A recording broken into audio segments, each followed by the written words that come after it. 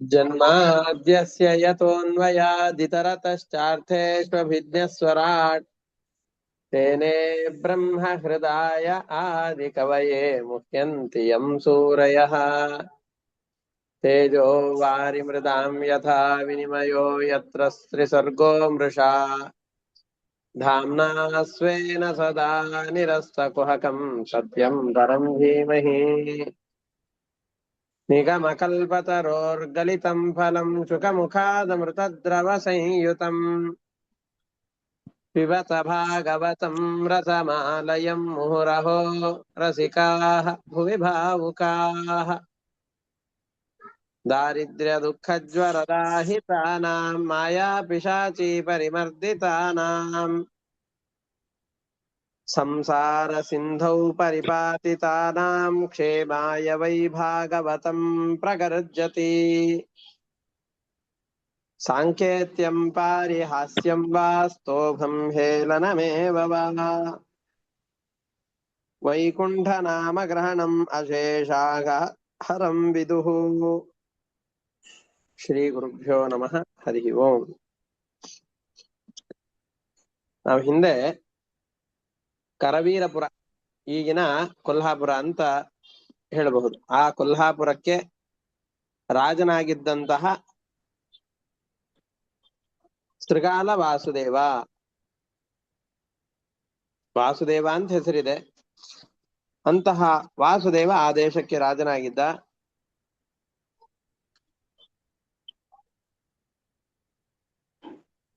ಗೋಮಂತ ಪರ್ವತಕ್ಕೆ ಕೃಷ್ಣ ಹೋಗಿ ಆ ಕಡೆಯಲ್ಲಿ ರಾಜನಾದಂತಹ ಅವನನ್ನ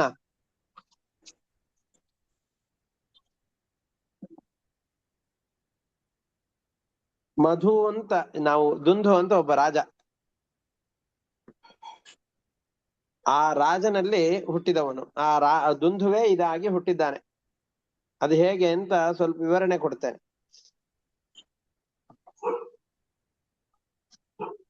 ಕಶ್ಯಪರ ಪತ್ನಿ ಅನೇಕ ಜನ ಇದ್ದಾರೆ. ಕಶ್ಯಪರಿಗೆ ಅನೇಕ ಜನ ಪತ್ನಿಯರಿದ್ದಾರೆ.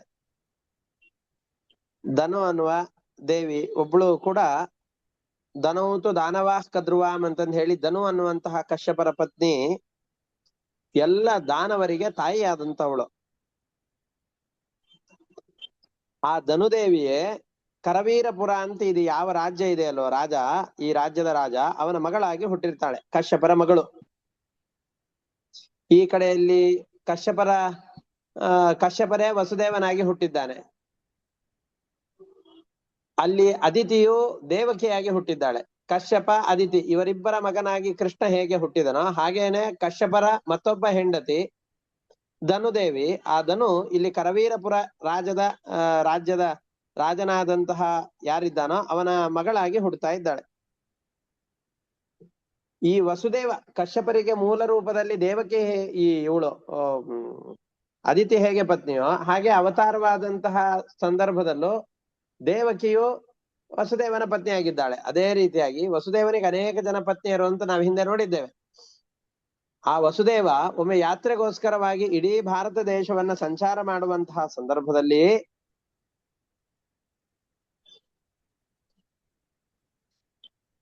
ಈ ಕರವೀರಪುರಕ್ಕೂ ಬಂದಿದ್ದ. ಆವಾಗ ಈ ಕರವೀರಪುರದ ರಾಜ ಅವನ ಮಗಳಾದಂತಹ ಧನುವಿನ ಅವತಾರ ಯಾರಿದ್ಲೋ ಅವಳನ್ನ ಮದುವೆ ಮಾಡಿ ಕೊಟ್ಟಿದ್ದ. ಅವಳಿಗೂ ಮತ್ತು ವಸುದೇವನಿಗೂ ಒಂದು ಗಂಡು ಮಗು ಹುಡ್ತು. ವಸ್ತುತಸ್ತು ಈ ವಾಸುದೇವನು ಕೃಷ್ಣನ ತಮ್ಮನೇ. ಯಾಕೆ ಅಂತಂದ್ರೆ ವಸುದೇವನ ಹೆಂಡತಿಯ ಮಗನೇ ಇವನು. ಹೇಗೆ ವಸುದೇವನ ಹೆಂಡತಿಯಾದ ದೇವಕಿಯ ಮಗ ಕೃಷ್ಣನೋ ಅದೇ ರೀತಿಯಾಗಿ ವಸುದೇವನ ಹೆಂಡತಿಯ ಮಗನೇ ಇವನು. ಆದ್ರೆ ಇವನು ಯಾದವನಾಗ್ಲಿಲ್ಲ. ಯಾಕೆ ಅಂತಂದ್ರೆ ಕರವೀರಪುರದ ರಾಜನ ಮಗಳಿದ್ಲಲ್ಲ, ಅವಳನ್ನು ಮದುವೆ ಮಾಡಿ ಕೊಡುವಾಗ್ಲೆ ನನಗೆ ಯಾವ ಗಂಡು ಮಕ್ಕಳು ಇಲ್ಲ, ನನ್ನ ರಾಜ್ಯಕ್ಕೆ ಅರಸನಾಗುವವರು ಯಾರು ಇಲ್ಲ, ನನ್ನ ಮಗಳಲ್ಲಿ ನಿನಗೆ ಯಾರು ಗಂಡು ಮಗು ಹುಡ್ತಾನೋ ಅವನನ್ನು ನನಗ್ ದತ್ತು ಕೊಡಬೇಕು ಅಂತ ನಿಶ್ಚಯ ಮಾಡಿಕೊಂಡೇ ಮದುವೆ ಮಾಡಿ ಕೊಟ್ಟಿದ್ದ ಮಗಳನ್ನ. ಆ ಕಾರಣದಿಂದಾಗಿ ಈ ವಾಸುದೇವನನ್ನ ಇಲ್ಲಿ ಕರೆದುಕೊಂಡು ಬಂದ. ವಸುದೇವ ಮಧುರೆಯಲ್ಲಿ ಯಾರ್ಯಾರು ಇದ್ದಾರಲ್ಲ ಅವರು ಎಲ್ಲರ ಜೊತೆಯಲ್ಲಿ ಅವನ ವಿವಾಹವಾಗಿ ಅಲ್ಲೇ ಇದ್ದ. ಈ ಶೃಗಾಲ ವಾಸುದೇವ ಈ ಕಡೆಯಲ್ಲಿ ಬಂದಿದ್ದಾನೆ.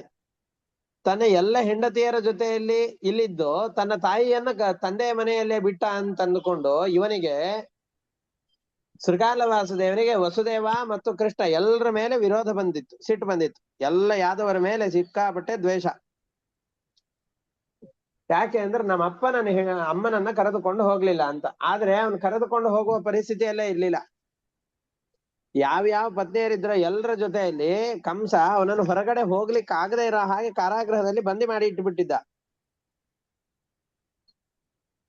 ಹಾಗಾಗಿ ಇಲ್ಲಿ ಬರುವಂತಹ ಅವಕಾಶವೇ ಇರ್ಲಿಲ್ಲ. ಈ ಯಾದವರನ್ನ ಮೆಟ್ಟಿ ನಿಲ್ಬೇಕು ಅನ್ನುವ ಕಾರಣದಿಂದಾಗಿ ಸೂರ್ಯದೇವರನ್ನ ಆರಾಧನೆ ಮಾಡಿ ಅವಧ್ಯತ್ವ ವರವನ್ನ ದಿವ್ಯವಾದ ರಥಗಳನ್ನ ಸಂಪಾದನೆ ಮಾಡಿಕೊಂಡಿದ್ದ. ಈಗ ತಾನು ಬಯಸಿದಂತೆ ಯಾರ ಮೇಲೆ ದ್ವೇಷ ಮಾಡ್ತಾ ಇದ್ನೋ ಆ ಕೃಷ್ಣನೇ ಎದುರುಗಡೆಯಲ್ಲಿ ಬಂದಿದ್ದಾನೆ.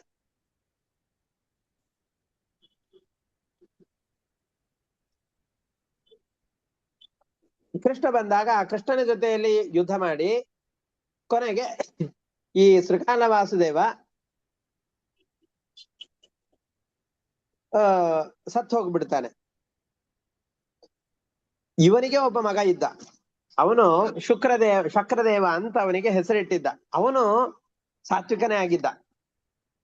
ಕರವೀರಪುರದ ರಾಜ ಹೇಗೆ ಸಾತ್ವಿಕನಾಗಿದ್ನೋ ಅದರಂತೆ ಈ ಶೃಗಾಲ ವಾಸುದೇವನ ಮಗನೂ ಸಾತ್ವಿಕನೇ ಆಗಿದ್ದ. ದುಷ್ಟನಾದ ಶೃಗಾಲ ವಾಸುದೇವನನ್ನ ಸಂಹಾರ ಮಾಡಿದನೇ ಹೊರತಾಗಿ ಅವನ ಮಗನಾದಂತಹ ಇವನಿದ್ನಲ್ಲ ಶಕ್ರದೇವ, ಅವನಿಗೇನು ತೊಂದರೆ ಕೊಡ್ಲಿಲ್ಲ. ನಾವು ಅಲ್ಲಿ ನರಕಾಸುರನನ್ನ ಸಂಹಾರ ಮಾಡಿ ಅವನ ಮಗನನ್ನೇ ಅಲ್ಲಿ ರಾಜ್ಯದಲ್ಲಿ ಕೂಡಿಸ್ತಾನೆ, ರಾಜನನ್ನಾಗಿ ಮಾಡ್ತಾನೆ. ಅದೇ ಜರಾಸಂಧನನ್ನ ಕೊಂದು ಅವನ ಮಗನನ್ನೇ ಅಲ್ಲಿ ರಾಜನನ್ನಾಗಿ ಮಾಡ್ತಾನೆ. ಹೀಗೆ ಎಲ್ಲೆಲ್ಲಿ ದುಷ್ಟರಾಜರಿರ್ತಾರೋ ಅವರನ್ನು ಮಾತ್ರ ಸಂಹಾರ ಮಾಡಿ ಶಿಷ್ಟರಾದವರನ್ನ ರಾಜನ ಪದವಿಯಲ್ಲಿ ಕೂಡಿಸಿ ಅವರ ಜವಾಬ್ದಾರಿಯನ್ನಷ್ಟು ತಾನು ವಹಿಸಿಕೊಳ್ತಾನೆ. ಅದೇ ರೀತಿಯಾಗಿ ಶಕ್ರದೇವ ಅನ್ನುವ ಹೆಸರಿನಿಂದ ಒಬ್ಬ ಗಂಧರ್ವನೇ ಇವನ ಮಗನಾಗಿ ಹುಟ್ಟಿದ್ದ. ಅವನು ಸಾತ್ವಿಕ ಅಂತ ತಿಳಿದುಕೊಂಡು ಅವನನ್ನ ತನ್ನ ಸಾಮಂತ ರಾಜರನ್ನಾಗಿ ಮಾಡಿಕೊಂಡು ಕೃಷ್ಣ ತನ್ನ ಪಟ್ಟಣಕ್ಕೆ ಹೋದ. ಈಗ ಏನಾಯ್ತು ಅಂತಂದ್ರೆ ಮಥುರಾ ಪಟ್ಟಣದಿಂದ ಈ ಕರವೀರಪುರದವರೆಗೂ ಪೂರ್ತಿ ಅವನಿಗೆ ಭದ್ರಕೋಟೆ ಆಯ್ತು. ಯಾರು ಈ ಕಡೆಯಿಂದ ಆಕ್ರಮಣ ಮಾಡದೇ ಇರೋ ಹಾಗೆ ದೊಡ್ಡದಾದಂತಹ ಒಂದು ಕೋಟೆಯನ್ನ, ಅರಣ್ಯ ಕೋಟೆಯನ್ನ, ಅದನ್ನ ಪರ್ವತ ದುರ್ಗ ಅಂತ ಕರೀತಾರೆ. ದೊಡ್ಡ ದೊಡ್ಡ ಪರ್ವತಗಳನ್ನ ತನ್ನ ರಾಜ್ಯಕ್ಕೆ ಕೋಟೆಯನ್ನಾಗಿ ಮಾಡ್ಕೊಂಡು ಆ ಎಲ್ಲ ಪರ್ವತಗಳನ್ನ ತನ್ನ ಹತೋಟಿಗೆ ಕೃಷ್ಣ ತೆಗೆದುಕೊಂಡ. ಇದು ಶೃಗಾಲ ವಾಸನೆ ದೇವನದ್ದು. ಪೌಂಡ್ರಕ ವಾಸುದೇವ ಅಂತ ಇನ್ನೂ ಒಂದಿದೆ. ಅವನಿಗೂ ಇವನಿಗೂ ವ್ಯತ್ಯಾಸ ಇದೆ. ಪೌಂಡ್ರಕ ವಾಸುದೇವ ಯಾರು ಅಂತಂದ್ರೆ ಪುಂಡ್ರ ಅಂತ ಒಂದು ದೇಶ. ಪುಂಡ್ರ ಅನ್ನೋದು ಎಲ್ಲಿದೆ ಅಂತಂದ್ರೆ ಈಗಿನ ಬಂಗಾಳದ ಕೆಲವೊಂದಿಷ್ಟು ಭಾಗ, ಪಶ್ಚಿಮ ಬಂಗಾಳ ಅಂತ ಯಾವ್ದನ್ನು ಕರಿತೇವೋ ಬಿಹಾರದ ಕೆಲವೊಂದಿಷ್ಟು ಭಾಗಗಳನ್ನ ಪುಂಡ್ರ ದೇಶ ಅಂತ ಅವಾಗ ಕರಿತಾ ಇದ್ರು. ಜರಾಸಂಧನ ಆಸುಪಾಸಿನಲ್ಲೇ ಇರ್ತಾ ಇದ್ದವನು ಇವನು ಪುಂಡ್ರಕ ವಾಸುದೇವ.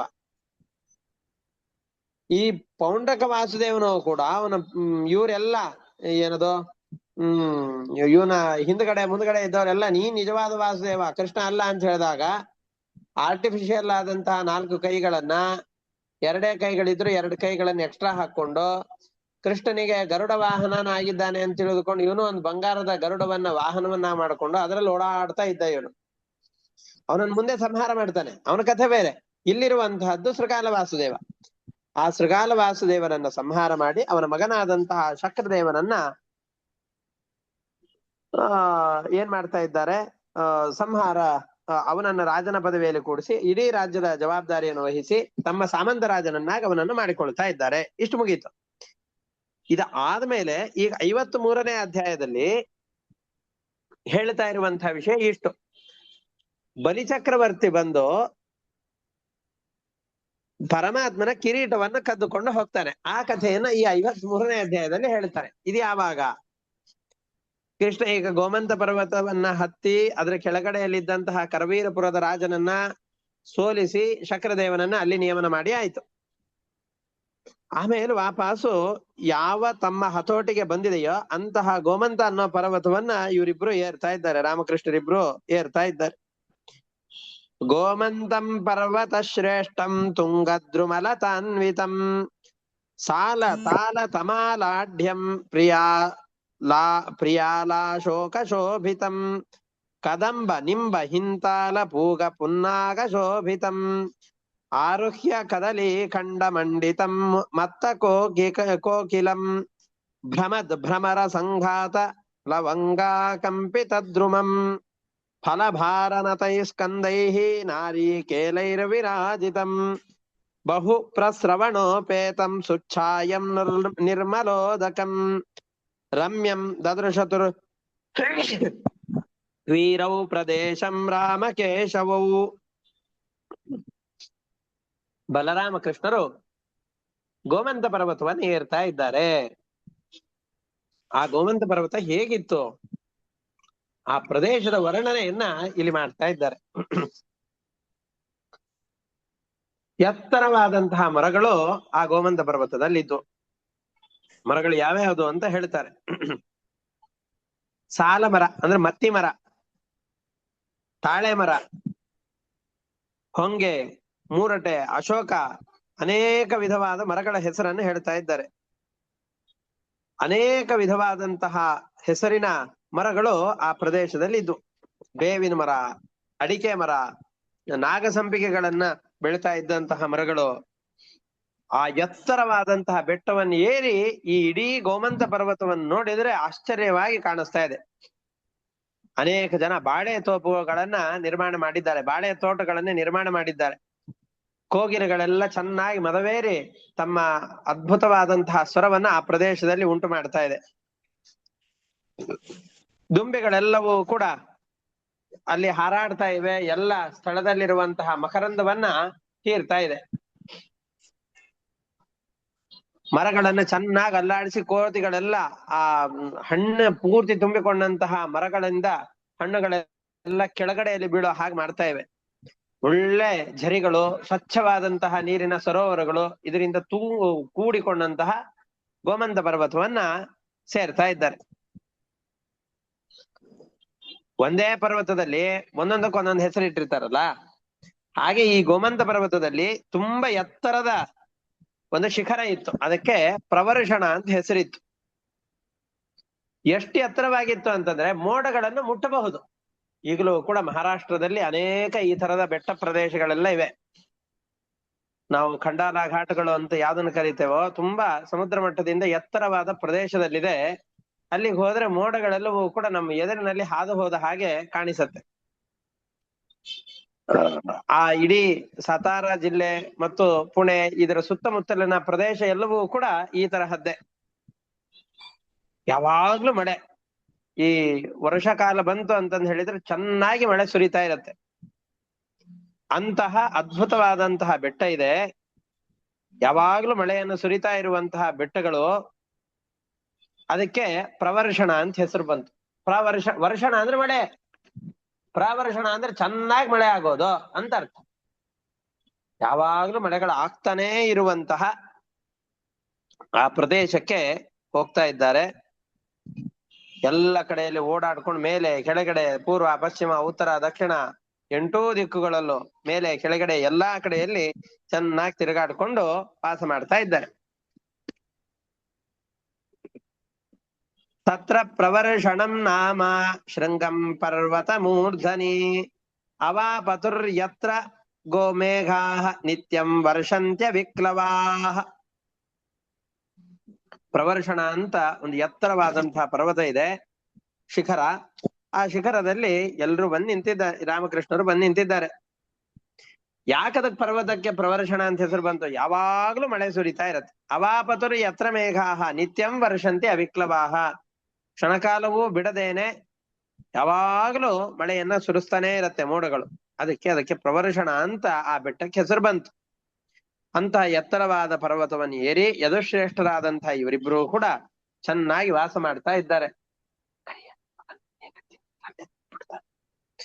ತತ್ರಾರುಹ್ಯ ಯದುಶ್ರೇಷ್ಠೌ ಪಶ್ಯಂತೌ ಹಿ ದಿಶೋ ದಶ ರಮಮಾಣೋ ಯಥಾ ಕಾಮಂ ಊಷತುಃ ಪರ್ವತೋತ್ತಮೆ.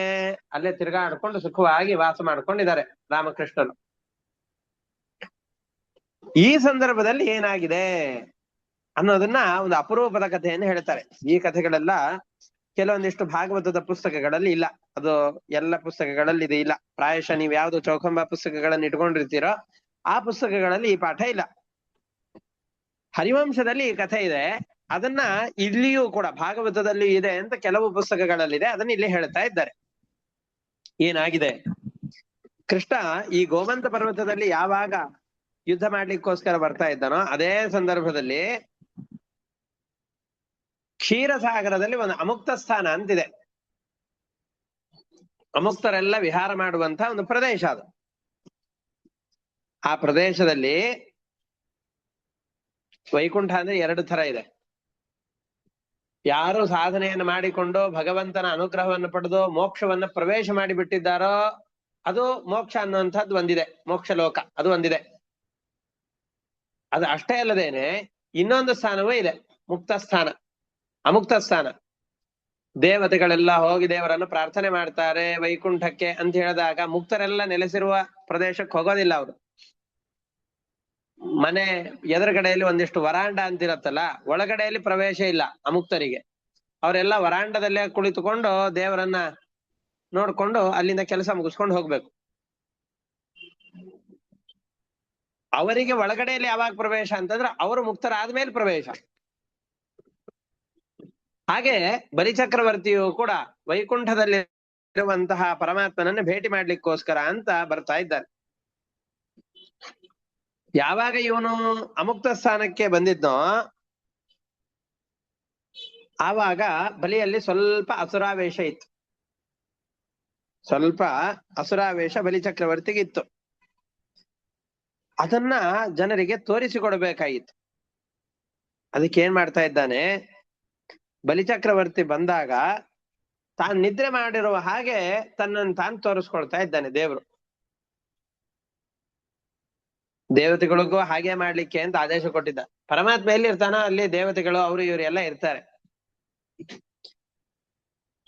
ದೇವತೆಗಳು ಕೂಡ ನಿದ್ದೆ ಬಂದವರು ಹಾಗೆ ಮಲಕೊಂಡಿದ್ರು. ಅಂತಹ ಸಂದರ್ಭದಲ್ಲಿ ಬಲಿ ಭಗವಂತನ ಕಿರೀಟ ಇತ್ತಲ್ಲ, ಈ ಕಿರೀಟವನ್ನು ಕದ್ದು ಹೋಗ್ತಾ ಇದ್ದ. ಈ ದೇವರೆಲ್ಲ ಮಲಗಿದ್ದಾರೆ,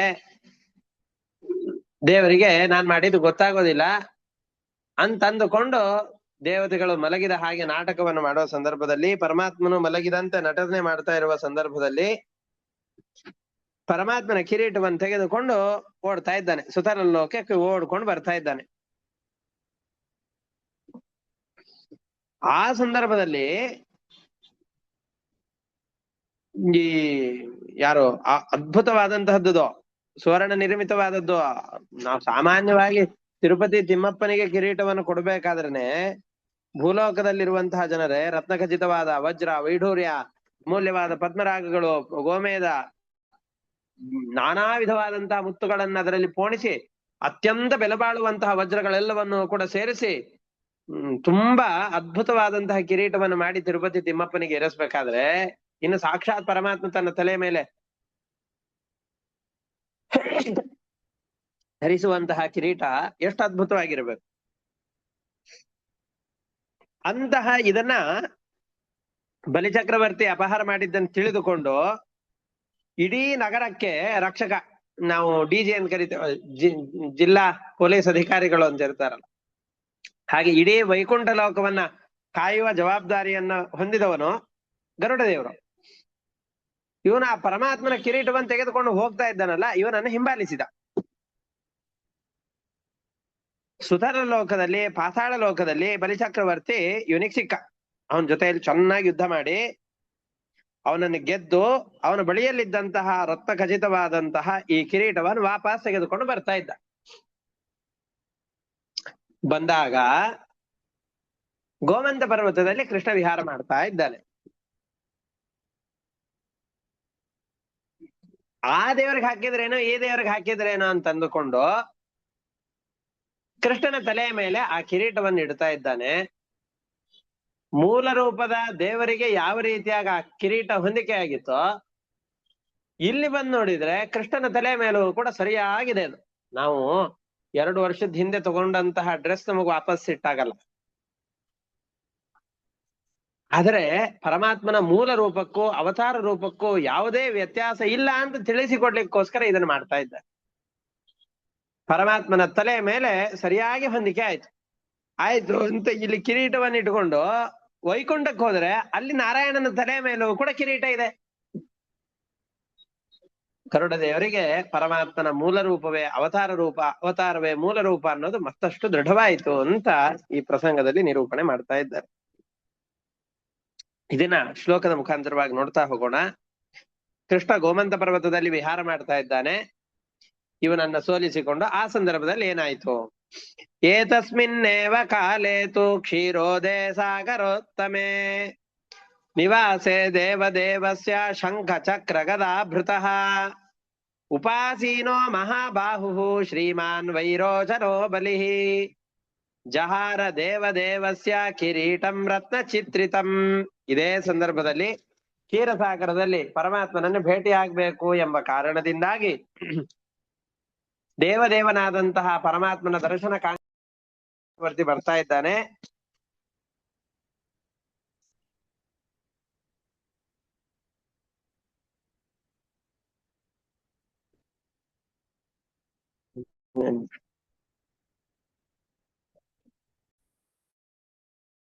ಸಂದರ್ಭದಲ್ಲಿ ಏನಾಗ್ತಾ ಇದೆ? ನನ್ ಮಾತು ಕೇಳಿಸ್ತಾ ಇದೆಯಾ?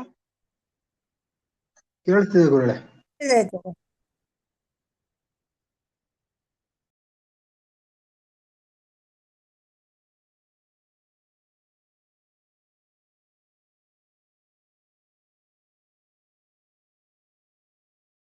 ಈಗ ಕೇಳಿಸ್ಲಿಲ್ಲ ಆಚಾರ್ಯ.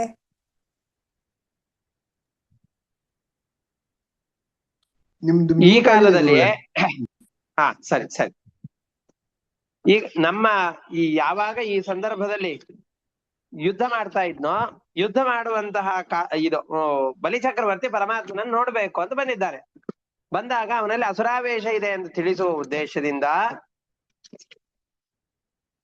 ಉಪಾಸೀನೋ ಮಹಾಬಾಹು ಶ್ರೀಮಾನ್ ವೈರೋಚನೋ ಬಲಿಃ ಜಹಾರ ದೇವದೇವಸ್ಯ ಕಿರೀಟಂ ರತ್ನ ಚಿತ್ರಿತಂ. ಪರಮಾತ್ಮನ ಮನೆಯಲ್ಲಿ ಬಂದಿದ್ದಾನೆ. ದೇವತೆಗಳಿಗೆಲ್ಲ ಪರಮಾತ್ಮ ಸೂಕ್ಷ್ಮವಾಗಿ ಸಂದೇಶ ಕೊಡ್ತಾರೆ, ಎಲ್ರು ಮಲಗ್ದಾಗ ನಾಟಕ ಮಾಡಿ. ಅವನಿಗೆ ಅಸುರಾವೇಶ ಇದೆ. ಸ್ವಭಾವತಃ ಬಲಿಚಕ್ರವರ್ತಿ ಶ್ರೇಷ್ಠನಾದರೂ ಅಸುರಾವೇಶದ ಬಲದಿಂದ ಕೆಲವೊಮ್ಮೆ ಅನರ್ಥಗಳು ಆಗಿ ಹೋಗತ್ತೆ. ಅದನ್ನ ತೋರಿಸಿಕೊಟ್ಟು ಅವರಿಗಿರುವಂತಹ ಪಾಪಗಳನ್ನು ಕಳಿಬೇಕು. ಅದಕ್ಕೋಸ್ಕರ ಈ ರೀತಿಯಾಗಿ ನಾಟಕ ಮಾಡ್ಲಿಕ್ಕೆ ಹೇಳ್ತಾ ಇದ್ದಾನೆ. ಆ ಸಂದರ್ಭದಲ್ಲಿ ಬಲಿಚಕ್ರವರ್ತಿ ಆ ಕಿರೀಟವನ್ನು ತೆಗೆದುಕೊಂಡು ಬಂದ. ಕಿರೀಟ ಎಂತಹದ್ದು? ಹಾಗೆ ಆರ್ಟಿಫಿಷಿಯಲ್ ಆದಂತಹ ಕಿರೀಟ ಇದ್ದಿದ್ರೆ ಯಾರು ತೆಗೆದುಕೊಂಡು ಬರ್ಲಿಕ್ಕೆ ಅಂತ ಹೋಗ್ತಾ ಇರ್ಲಿಲ್ಲ. ಅದಕ್ಕೆ ಹೇಳ್ತಾ ಇದ್ದಾರೆ ಎಂತಹದ್ದು? ಇಂದ್ರ ನೀಲ ಸಹಸ್ರಾಢ್ಯಂ ಗೋಮೇದಕ ಶತಾಚಿತಂ ಪದ್ಮರಾಗ ಮಹಾನೀಲ ಮುಕ್ತ ಫಲ ವಿರಾಜಿತಂ ಪುಷ್ಯ ರಾಗ ಪ್ರವಾಲಾಢ್ಯಂ ದಿವ್ಯ ಕಾಂಚನ ನಿರ್ಮಿತಂ ಹೃತಂ ದಾನವ ವೀರೇಣ ವಿದಿತ್ವಾ ಪುರಪಾಲಕಃ ತಮನ್ವಧಾವತ್ವರಿತಂ ವೈನತೇಯೋ ವಿಹಂಗರಾಟ್. ಆ ಕಿರೀಟದಲ್ಲಿ ಸಾವಿರಾರು ಇಂದ್ರನೀಲ ಮಣಿಗಳಿತ್ತು. ನೋಡಿ, ಸಾವಿರಾರು ಇಂದ್ರನೀಲ ಮಣಿಗಳು ಇರಬೇಕು ಅಂದ್ರೆ ಆ ಮೂಲ ರೂಪದಲ್ಲಿರುವ ಪರಮಾತ್ಮನ ಆ ಕಿರೀಟ ಎಷ್ಟು ದೊಡ್ಡದಾಗಿರ್ಬೇಕು. ನೂರಾರು ಗೋಮೇದಕ ಮಣಿಗಳು, ಪದ್ಮರಾಗ, ಬಿಳಿಯಾದಂತಹ ಮುತ್ತುಗಳು, ಹವಳಗಳು, ಅದ್ಭುತವಾದ ಪರಿಪಕ್ವವಾದಂತಹ ಶುದ್ಧವಾದ ಚಿನ್ನದಿಂದ ನಿರ್ಮಿತವಾದಂತಹ ಕಿರೀಟ ಇತ್ತು. ಅಂತಹದ್ದನ್ನ ದಾನವ ವೀರನಾದಂತಹ ಬಲಿಚಕ್ರವರ್ತಿ ಅಪಹಾರ ಮಾಡ್ಕೊಂಡು ಹೋಗ್ತಾ ಇದ್ದಾನೆ. ಇದನ್ನು ತಿಳಿದು ನಗರ ರಕ್ಷಕನಾದಂತಹ ಪಕ್ಷಿರಾಜ ಅವನ್ನ ಹಿಂಬಾಲಿಸಿಕೊಂಡು ಹೋಗ್ತಾ ಇದ್ದಾನೆ. ಆ ಪಾತಾಳ ಲೋಕದ ಸಮೀಪಕ್ಕೆ ಹೋದಾಗ ಬಲಿಚಕ್ರವರ್ತಿ ಸಿಗ್ತಾ ಇದ್ದಾನೆ. ಸಿಕ್ಕಾಗ ತಮಂತರೆ ಸಮಾಸಾಧ್ಯ ದಾನವೇಂದ್ರಂ ದುರಾಸದಂ ಕೃತ್ವಾ ಯುದ್ಧಂ ಮಹಾಘೋರಂ ಜಿತ್ವಾ ದಾನವ ಪುಂಗವಂ. ಅವನ ಜೊತೆಯಲ್ಲಿ ಚೆನ್ನಾಗಿ ಯುದ್ಧವನ್ನು ಮಾಡಿ ದಾನವ ಶ್ರೇಷ್ಠನಾದ ಬಲಿಚಕ್ರವರ್ತಿಯನ್ನ ಗೆದ್ದು ಆ ರತ್ನಗಳಿಂದ ನಿರ್ಮಾಣ ಮಾಡಿದಂತಹ ಸ್ವರ್ಣಮಯವಾದಂತಹ ಆ ಕಿರೀಟವನ್ನ ತೆಗೆದುಕೊಳ್ತಾ ಇದ್ದಾನೆ. ವಾಪಸ್ಸು ತೆಗೆದುಕೊಂಡು ಬರ್ತಾ ಇದ್ದಾನೆ. ಪಾತಾಳದಿಂದ ವೈಕುಂಠಕ್ಕೆ ಹೋಗ್ಬೇಕಲ್ಲ, ಆ ಮಾರ್ಗ ಮಧ್ಯದಲ್ಲೇ ಭೂಲೋಕ ಬರುತ್ತೆ. ಗರುಡನಿಗೆ ಕಣ್ಣು ಬೆಳೆ ತುಂಬಾ ಶಾರ್ಪು. ಗೋಮಂತ ಪರ್ವತದಲ್ಲಿ ಕೃಷ್ಣ ಬಲರಾಮ ಇಬ್ರು ವಿಹಾರ ಮಾಡ್ತಾ ಇದ್ದಾರೆ, ಅದನ್ನ ನೋಡ್ತಾ ಇದ್ದಾರೆ. ಗೃಹೀತ್ವಾ ರತ್ನ ನಿಚಯಂ ಕಿರೀಟಂ ಭಾಸ್ಕರೋಪಮಂ ಆಗಚ್ಚನ್ ದದೃಶೇ ದೇವಂ ದೇವಕೀ ನಂದನಂ ಹರಿಂ, ದೇವಕಿಯ ಕುಮಾರನಾದಂತಹ ಕೃಷ್ಣನನ್ನ ಆ ಕಿರೀಟವನ್ನು ತೆಗೆದುಕೊಂಡು ಬರುವಂತಹ ಮಾರ್ಗ ಮಧ್ಯದಲ್ಲಿ ನೋಡ್ತಾ ಇದ್ದಾನೆ. ಏನ್ ಮಾಡ್ತಾ ಇದ್ದಾನೆ? ಗೋಮಂತ ಪರ್ವತದಲ್ಲಿ ವಿಹಾರ ಮಾಡ್ತಾ ಇದ್ದಾನೆ. ಅಂತಹ ಸಂದರ್ಭದಲ್ಲಿ ಅವನನ್ನು ನೋಡಿ ಅವನ ತಲೆಯ ಮೇಲೆ ಕಿರೀಟವನ್ನಿಟ್ಟು ಅವನಿಗೆ ನಮಸ್ಕಾರ ಮಾಡಿ ಸ್ತೋತ್ರ ಮಾಡ್ತಾ ಇದ್ದಾನೆ. ವಸಂತಂ ಸಾಗ್ರಜಂ ರಮ್ಯೆ ಗೋಮಂತೆ ಪರ್ವತೋತ್ತಮೆ ತಸ್ಯ ಮೂರ್ಧ್ನಿ ನಿಧಾಯಾಶು ಕಿರೀಟಂ ದಿವ್ಯಭೂಷಣಂ. ಅನೇಕ ದಿವ್ಯವಾದಂತಹ ಭೂಷಣಗಳಿಂದ ಕೂಡಿದಂತಹ ಆ ಕಿರೀಟವನ್ನ ಇವನ ತಲೆಯ ಮೇಲೆ ಇಟ್ಟು ಅವನ ಪಾದಗಳಿಗೆ ಸಾಷ್ಟಾಂಗ ನಮಸ್ಕಾರವನ್ನು ಮಾಡಿ ಅವನ ಸ್ತೋತ್ರವನ್ನು ಮಾಡ್ಲಿಕ್ಕೆ ಪ್ರಾರಂಭ ಮಾಡ್ತಾ ಇದ್ದಾನೆ. ಏನನ್ ಸ್ತೋತ್ರ ಮಾಡಿದ? ನಮೋ ನಮಃ ಕಾರಣ ಪೂರುಷಾಯ ನಾರಾಯಣಾಯ ಅಖಿಲ ವಲ್ಲಭಾಯ ಸುರಾರಿ ಸಂಹಾರಣ ಕಾರಣಾಯ ನಾರಾಯಣಾಯ ಅಖಿಲ ಕರ್ಮ ಸಾಕ್ಷಿಣೆ. ದೇವರೇ, ಇಡೀ ಜಗತ್ತಿಗೆ ಕಾರಣನಾದಂತಹ ದೇವತೆ ನೀನು. ಅಷ್ಟೇ ಅಲ್ಲ, ಯಾರ್ಯಾರು ಸಜ್ಜನರು ಅಂತಿದ್ದಾರೋ ಅವರೆಲ್ಲರಿಗೂ ಅತ್ಯಂತ ಪ್ರೀತಿಯ ಬಂಧುವಾದವನು ನೀನು.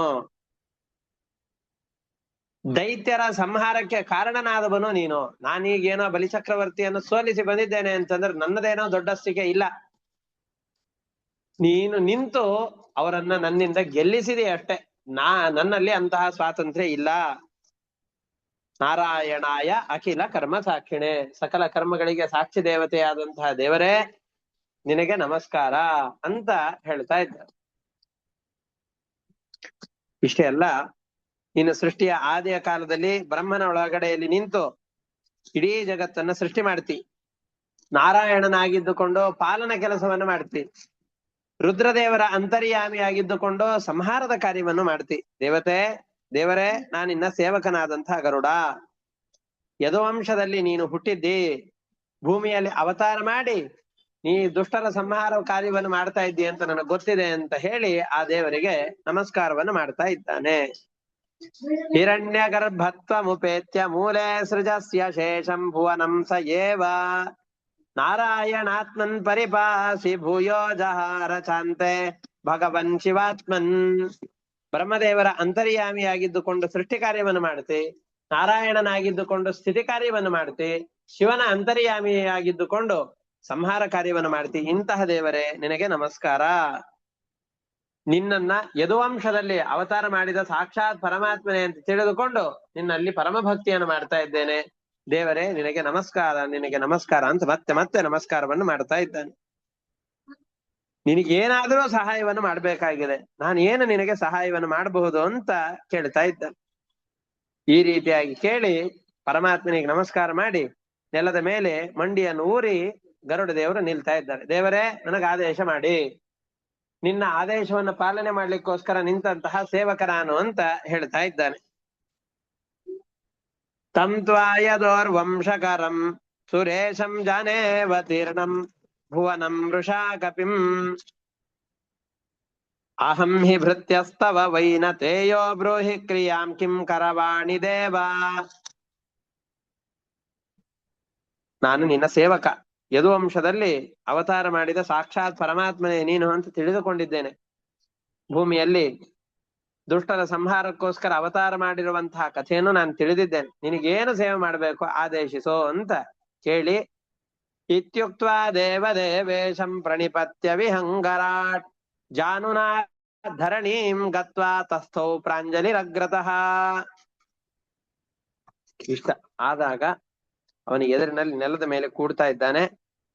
ಕೂಡಿ ನಮಸ್ಕಾರ ಮಾಡ್ಕೊಂಡು ನಿಲ್ತಾ ಇದ್ದಾನೆ. ಮಂಡಿಯೂರಿ ಕೂತಿ ನಮಸ್ಕಾರವನ್ನು ಮಾಡ್ಕೊಂಡು ಕೇಳ್ತಾ ಇದ್ದಾನೆ. ಆವಾಗ ದೇವರು ಹೇಳ್ತಾ ಇದ್ದಾರೆ, ಗರುಡನನ್ನು ನೋಡಿ ಬಹಳ ಪ್ರೀತಿ ಆಯ್ತು. ಇಷ್ಟು ಭಕ್ತಿ ಈ ಗರುಡನಿಗಿದೆ ಅಂತ ನೋಡಿ ಅವನ ಮೈಯನ್ನ ನಿಧಾನವಾಗಿ ನೇವರಿಸಿ ಅವನಿಗೆ ಹೇಳ್ತಾ ಇದ್ದಾನೆ, ನಿನಗೆ ಈಗ ಎಲ್ ಬೇಕೋ ಅಲ್ಲಿಗೆ ಹೋಗು, ನನಗೀಗೇನೋ ಅವಶ್ಯಕತೆ ಇಲ್ಲ. ನನಗೆ ಯಾವಾಗ ನಿನ್ನ ಅಪೇಕ್ಷೆ ಇದೆಯೋ ಆವಾಗ ನಿನ್ನನ್ನು ಸ್ಮರಿಸಿಕೊಳ್ತೇನೆ, ಆವಾಗ ನನಗೆ ಬಂದು ಸೇವಕನಾಗಿ ನನ್ನ ಸೇವೆಯನ್ನು ಮಾಡು ಅಂತ ಗರುಡ ದೇವರು ಹೇಳ್ತಾರೆ. ಯಾವಾಗ ಗರುಡನನ್ನ ಕರೆಸಿಕೊಳ್ತಾನೆ ಅನ್ನೋ ಕತೆ ಮುಂದೆ ಬರುತ್ತೆ. ಈಗ ಗರುಡ ದೇವರಿಗೆ ನಾನು ಸ್ಮರಣೆ ಮಾಡಿದಾಗ ಬಂದು ನನ್ನ ಸೇವೆಯನ್ನು ಮಾಡಿದ್ರೆ ಆಯ್ತು ಅಂತ ಹೇಳ್ತಾ ಇದ್ದಾನೆ. ಇಷ್ಟೇ ಅಲ್ಲ, ಗರುಡ ದೇವರಿಗೆ ಸ್ವಲ್ಪ ಅಸೂಯೆಯೂ ಆದ ಹಾಗೆ ಕಾಣಿಸುತ್ತೆ. ಸುಮ್ಮನೆ ಅಸೂಯೆ ಅಂದ್ರೆ ಅಸೂಯೆ ಅಲ್ಲ, ಹಾಗೆ. ಯಾಕೆ ಅಂತಂದ್ರೆ ಶೇಷದೇವರಿಗೆ ಅವತಾರ ಇದೆ.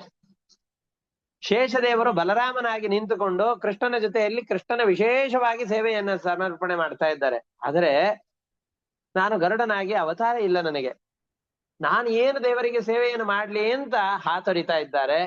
ಆ ಅತಿಯಾದ ತ್ವರೆಯಿಂದ ಗರುಡ ದೇವರು ಬಂದು ಕೃಷ್ಣನನ್ನು ಕೇಳ್ತಾ ಇದ್ದಾರೆ. ಕೃಷ್ಣ ಹೇಳ್ತಾ ಇದ್ದಾನೆ, ಈಗ ನಿನ್ನಿಂದ ನನಗೆ ಆಗ್ಬೇಕಾದ ಕೆಲಸ ಇಲ್ಲ, ನಿನ್ನಿಂದ ಯಾವಾಗ ಸೇವೆಯನ್ನ ತೆಗೆದುಕೊಳ್ಬೇಕು ಆವಾಗ ನಿನ್ನನ್ನ ಸ್ಮರಣೆ ಮಾಡಿಕೊಳ್ತೇನೆ, ಆವಾಗ ನನಗೆ ಬಂದು ಸೇವೆಯನ್ನು ಮಾಡು ಅಂತ ಹೇಳ್ತಾ ಇದ್ದಾನೆ. ತಂ ದೃಷ್ಟ್ವಾ ಯಾದವ ಶ್ರೇಷ್ಠೋ ಗರುಡಂ ಪಕ್ಷಿ ಪುಂಗವಂ ಪ್ರೀತ್ಯ ಉತ್ಫುಲ್ಲ ಮುಖ ದೌರ್ಭ್ಯಾಂ ಪಸ್ಪರ್ಶಾಂಗಂ ತದುತ್ತಮಂ. ಪ್ರೀತಿ ಉತ್ಫುಲ್ಲ ಮುಖೋ ದೌರ್ಭ್ಯಾಂ. ಗರುಡನನ್ನು ನೋಡಿದ ತಕ್ಷಣ ಅಪರೂಪಕ್ಕೆ ನಮಗೆ ಅತ್ಯಂತ ಆತ್ಮೀಯರಾದಂತ ವ್ಯಕ್ತಿಗಳನ್ನು ನೋಡಿದಾಗ ಮುಖ ಅರಳಿ ಸಂತೋಷದಿಂದಾಗಿ ಅವರನ್ನ ಸ್ವಾಗತಿಸ್ತೇವಲ್ಲ, ಅದರಂತೆ ಕೃಷ್ಣನ ಮುಖ ಅರಳಿತು. ಅವನನ್ನ ಸ್ವಾಗತ ಮಾಡ್ತಾ ಇದ್ದಾನೆ. ಸ್ವಾಗತ ಮಾಡಿ ಎರಡೂ ಕೈಗಳಿಂದ ಅವನ ಮೈಯನ್ನ ತಡವುತ್ತಾ ಇದ್ದಾನೆ, ತಬ್ಬಿಕೊಳ್ತಾ ಇದ್ದಾನೆ. ಆಮೇಲೆ ಹೇಳ್ತಾ ಇದ್ದಾನೆ, ಗಚ್ಚ ಭದ್ರ ಯಥಾ ಕಾಮಂ ಅವೇಹಿ ಕಾಲೇ ಮಯಾ ಸ್ಮೃತಃ ಏಹಿ ಕಾಲೇ ಮಯಾ ಸ್ಮೃತಃ ಇತ್ಯುಕ್ತ್ವಾ ತಂ ವಿಸೃಜ್ಯೋಭೌ ಈಶ್ವರೌ ರಾಮಕೇಶವೌ. ಅವನಿಗೆ ಹೋಗು ಅಂತ ಹೇಳಿ, ನನಗೆ ಬೇಕಾದಾಗ ಸ್ಮರಣೆ ಮಾಡಿಕೊಳ್ತೇನೆ, ಬಾ ಬಾ ಆವಾಗ ಬಂದ್ರೆ ಸಾಕು ಅಂತ ಹೇಳಿ ಅವರಿಬ್ರು ಮತ್ತೆ ವಿಹಾರ ಮಾಡ್ತಾ ಇದ್ದಾರೆ. ಅದೇ ಸ್ಥಳದಲ್ಲಿ 3-4 ತಿಂಗಳುಗಳ ಕಾಲ ವಾಸ ಮಾಡಿಕೊಂಡು ಚಾತುರ್ಮಾಸ್ಯದ ಸಂದರ್ಭ ನಾವೇನಿದ್ದೇವೋ ಆ ಚಾತುರ್ಮಾಸ್ಯದ ಸಂದರ್ಭದಲ್ಲಿ ಇದ್ದು 4 ತಿಂಗಳುಗಳ ಕಾಲ ಅಲ್ಲಿಯೇ ಇದ್ದು, ಈ ಮಳೆಗಾಲ 4 ತಿಂಗಳು ಅಲ್ಲೇ ವಾಸ ಮಾಡಿದ್ದುಕೊಂಡು ಆಮೇಲೆ ಆ ಪರ್ವತ ಶಿಖರವನ್ನು ಇಳಿದು ವಾಪಸ್ಸು ಮಥುರಾಪಟ್ಟಣಕ್ಕೆ ತೆರಳುತ್ತಾ ಇದ್ದಾರೆ. ಫಲ ಮೂಲ ಕೃತಾಹಾರೌ ಪೀತ ನಿರ್ಜರ ವಾರಿಣೌ. ಅಲ್ಲಿಯೇ ಸಿಕ್ಕಂತಹ ಗಡ್ಡೆ ಗೆಣಸುಗಳನ್ನು ತಿಂದುಕೊಂಡು ಅಲ್ಲಿಯೇ ಬೆಳೆಯುವಂತಹ ಶುದ್ಧವಾದಂತಹ ಗಡ್ಡೆ ಗೆಣಸುಗಳನ್ನು ತಿನ್ನೋದು, ಹರಿಯುವಂತಹ ಶುದ್ಧವಾದ ನೀರನ್ನು ಕುಡಿದುಕೊಂಡು ರಾಮ ಮತ್ತು ಕೇಶವ ಇವರಿಬ್ಬರು ಕೂಡ ಆ ಕರವೀರಪುರದಲ್ಲಿ ಹೋಗಿ ಅಲ್ಲಿಂದ ಮತ್ತೆ ದೊಡ್ಡದಾದಂತಹ ಸೈನ್ಯವನ್ನು ತೆಗೆದುಕೊಂಡು ಮಥುರಾಪಟ್ಟಣಕ್ಕೆ ತೆರಳುತ್ತಾ ಇದ್ದಾರೆ. ಅಲ್ಲಿ ಅಷ್ಟೊತ್ತಿಗಾಗ್ಲೇ ಒಂದು ದೊಡ್ಡ ಸೈನ್ಯವನ್ನ ಶಕ್ರದೇವ ನಿರ್ಮಾಣ ಮಾಡಿ ಕೃಷ್ಣರಾಮರಿಗೆ ಕೊಟ್ಟು ಕಳುಹಿಸ್ಲಿಕ್ಕೆ ಅಂತ ಸಿದ್ಧ ಮಾಡಿ ಇಟ್ಟಿದ್ದ. ಮತ್ತೆ ಜರಾಸಂಧ ಯುದ್ಧಕ್ಕೆ ಬಂದಿರ್ಬೇಕಲ್ಲ ಅಂತ ಈ ಸೈನ್ಯವನ್ನು ಕರೆದುಕೊಂಡು ಮಥುರಾಪಟ್ಟಣಕ್ಕೆ ತೆರಳುತ್ತಾ ಇದ್ದಾನೆ. ತತ್ರ ತೌ ಚತುರೋ ಮಾಸಾನ್ ಉಷಿತ್ವಾ ಭರತರ್ಷಭ ಮಹತ್ಯಾ ಸೇನಯಾ ಸಾರ್ಧಂ ಮಥುರಾಂ ಪುರೀಂ. ಮಥುರಾಪಟ್ಟಣಕ್ಕೆ ಹೋದ್ರು ಅಂತ ಹೇಳ್ತಾ ಇದ್ದಾರೆ. ಇದಾದ್ಮೇಲೆ ಜರಾಸಂಧನಿಗೆ ಮತ್ತಷ್ಟು ಕೋಪ ಬರುತ್ತೆ. ಶೃಗಾಲ ವಾಸುದೇವನನ್ನ ಕೃಷ್ಣ ಕೊಂದಿದ್ದಾನೆ ಎಂದು ಕೇಳಿದಾಗ ಅವ್ರೆಲ್ಲ ಒಂದೇ ತರದ ಗುಂಪಿನವರು. ಅಯ್ಯೋ, ಈ ಶೃಗಾಲ ವಾಸುದೇವನನ್ನು ಕೃಷ್ಣ ಸಂಹಾರ ಮಾಡಿಬಿಟ್ನಲ್ಲ ಅಂತ ಮತ್ತೆ ಜರಾಸಂಧನಿಗೆ ಸಿಟ್ಟು ಬಂತು.